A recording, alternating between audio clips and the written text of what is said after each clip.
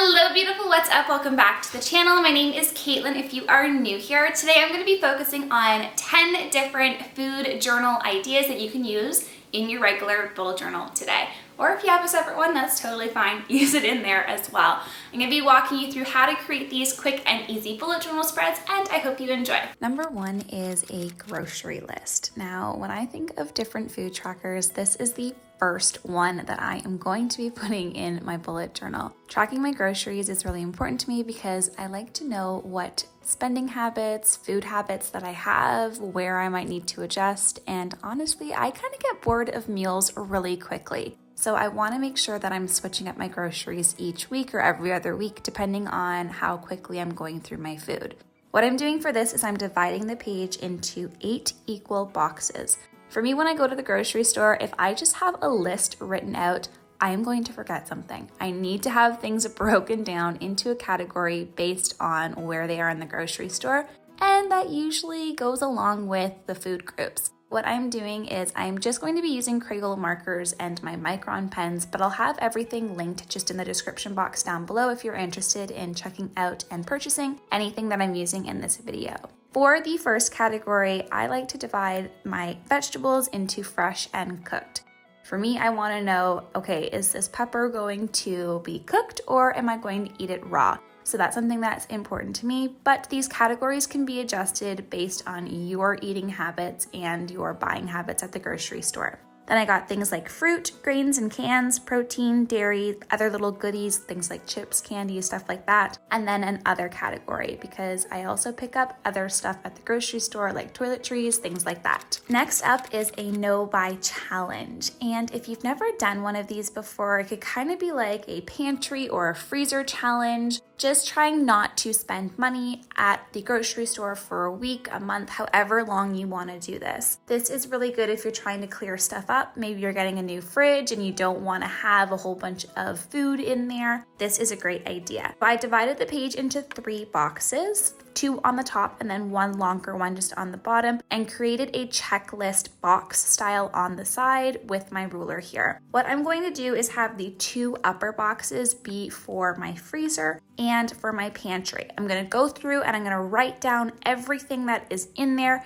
You might need a little more space depending on what you have, but the bottom box is going to be dedicated for meals. This is where I'm going to write down what we could eat based on the food that we have. When it's done, you check it off until all the food is gone. The third tracker is a recipe ratings. I love trying new meals with my girlfriend. This is something that we've gotten into, especially since we've moved out to switch up different foods. Along with that though, does come some pretty interesting meals and things that we won't necessarily like, but there are a few goodies in there that we have added to our food roster over and over again. Here I'm dividing the page into 2 equal boxes, and up at the top I'm going to be labeling out 4 different categories: meal, recipe location, ratings, and then overall thoughts. For that recipe location, sometimes we will get it online or it's in a cookbook. Things like ratings could be out of 5, and then overall thoughts, maybe things that you would change for the meal, what you would fix up. If you do make a mistake in your bullet journal, which I did here, I just come in and I cover it with a piece of paper and write in over top what I'm supposed to. The one thing that I really love about this spread in particular is I like to add a picture of my meal that goes along with this recipe. I end up using my HP Sprocket printer. It just prints out a little piece of photo paper that you can stick into your journal, just peeling off that back piece. For me, I like to have my bullet journal spreads be a little bit more than just one thing. So I like to track both my meals and my groceries. This is something that I did in university a lot when I was a student because I wanted to make sure that I wasn't wasting a lot of food. I didn't have oodles of money to spend, so this was a priority for me to save a bit of money on food. So I would know on Monday I would eat, let's say, tacos, and I would only have half a pepper being used. Well, what other meal could use a half a pepper? And I kind of plan it out that way, so when I go to the grocery store, I am picking up the exact amount of food that I need, and it really helps with not wasting anything. So on the left side is just the meals, and then on the right side is my grocery list. Next up is a measurement guide. If you like to cook, and especially when you are baking treats and goods and all of that stuff, you need to have exact measurements, or maybe the recipe that you're using online doesn't have it in a measurement that you need it. So all of this stuff I'm going to be showing is going to be a guide to help you switch around things. First up is the oven temperature. Maybe your oven is in Fahrenheit or Celsius and the recipe that you're given is giving you the opposite. So on the left side of this thermometer, I put in the Fahrenheit, and on the right, I put in the Celsius. That is just going to help you quickly reference something. You don't have to spend time looking it up and seeing if it's right. This little box here, I like adding things like quotes and doodles onto my page, but you can fill this up however you want. So I just ended up doing the quote, just a spoonful of sugar, and that is something that is perfect for this measurement baking guide. Underneath that box, I have things like conversions from teaspoons to milliliters, tablespoons to milliliters, what is a dash, a pinch, and then milliliters to liters. That is going to help, again, if I'm halving a recipe or maybe I'm doubling it, I need to know exactly how much goes into what.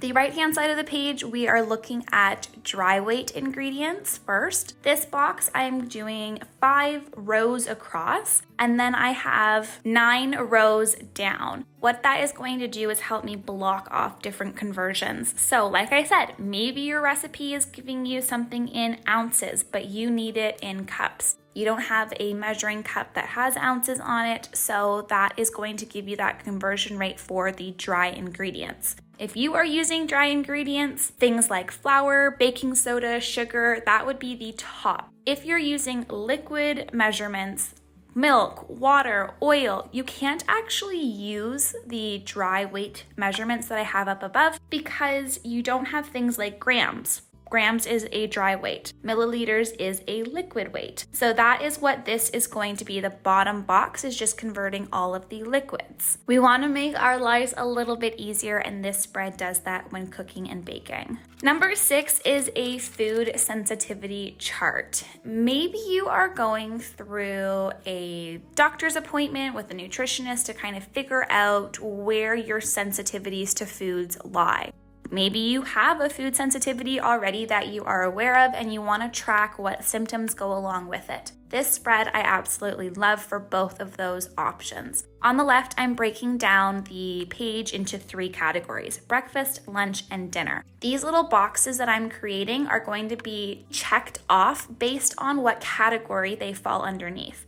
Up at the top, I'm writing out just the first letter for every word, but it stands for dairy, grains, soy, nuts, alcohol, and eggs. Those are a lot of the categories that people are most sensitive to. And then if you eat something from that category or drink something from that category, you can check it off. The right-hand side kind of goes along with this, so if you do want to test out this spread, I would encourage you to use both, but I broke it down again into 3 symptom categories now. So what I ate for breakfast, do I have a symptom? That middle line is going to all be dedicated towards the time. So maybe I had breakfast at 8 o'clock and I'm feeling a little nauseous around 10. So maybe that is something, or bloated. Whatever symptom you are feeling can go in there with the time. And then on the far right of this box, I'm going to be dividing it into ratings. So 1 to 10, and I just circle how I'm feeling. Maybe I'm feeling really bloated, so I would have 10 be my number. And you can go through and kind of figure out what foods go along with what symptom. Going along with that is a substitute tracker. So maybe you have figured out that you have an intolerance to gluten. So you're gonna need to figure out what different foods you can now substitute in for your intolerance. Or maybe you already know that you are intolerant to things like dairy. So dairy substitutes. Maybe you are vegetarian or vegan, or you have other dietary restrictions. That can also go in here as well. I did just leave 4 boxes in here for the main, dairy, meat, grains, and then left a bottom box for other, but you can write out whatever your substitutes are. Number 8 is a food program. Maybe you are on a food program and you want a quick reference to what foods you can or cannot eat. I say can or cannot eat very loosely because I do think that all foods in moderation are good for you, but certain programs say you can't eat certain foods. This is just an idea for you. So I have Weight Watcher points up here, green, yellow, and red, and I would write down the food that goes under each of those categories. You can adjust it based on the food program that you are on, but this is just a quick idea for you. Number 9 is price matching. This is something my girlfriend and I do now that we live by ourselves out of our parents' house, and it is so satisfying to me at least to save money each week when we go grocery shopping because that money can be used elsewhere. For this price match, I just ended up writing out the places that the grocery store we go to price match. They don't price match every grocery store. That is what just those top little letters are. For my categories, I have the item where I'm gonna write down what I am getting at the grocery store. Is it price matched? Where is it price matched? And then how much is that food going to cost? The last idea here is food goals. I like to look at food goals throughout the year. You might have monthly food goals, but this is just 50 food goals for the year. It is a list where you can go through and check off different goals that you want to get done throughout the year or the month or whatever your timeline is. Maybe you want to have meatless Mondays. Maybe you want to try a new recipe. It could also be experimenting a little bit in your kitchen. Maybe you don't know how to barbecue and that is something you want to learn how to do. Maybe it is trying some new baking recipes or substitutes, whatever it is for your food goals, that can go along here. But that is really it for this video. If you have enjoyed it, make sure to hit that like button and consider subscribing for future videos. And if you've watched up until this point, make sure to comment down below what your favorite food is. I will see you next week where I'm going through my August plan with me setup. And here you are, just enjoy the flip through.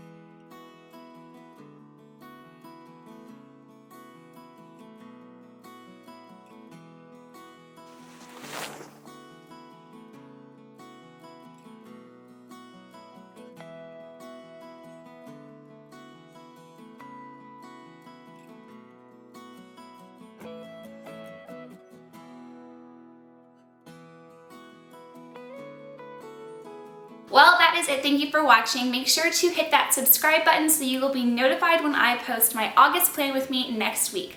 I will see you for future videos. Bye!